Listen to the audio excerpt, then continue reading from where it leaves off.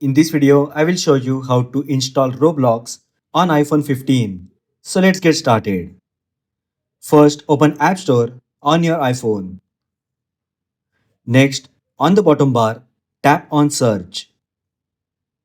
Now in the search bar at the top, just enter Roblox. Tap on Search, and this is the application that we are going to install. This is the application from Roblox Corporation. If you had If you had previously installed Roblox application on your iPhone using same Apple ID, then you will get an icon like cloud with download.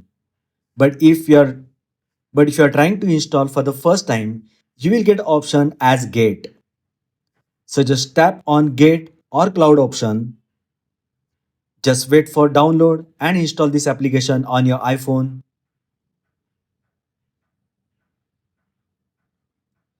Once installation gets over, tap on open. And if you already have Roblox account, then tap on sign in and enter your Roblox credential to sign in to the Roblox.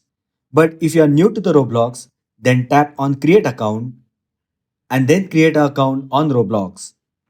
So that is how you can install Roblox on iPhone 15. If you find this video helpful, then like the video, share with your friends and subscribe to my channel.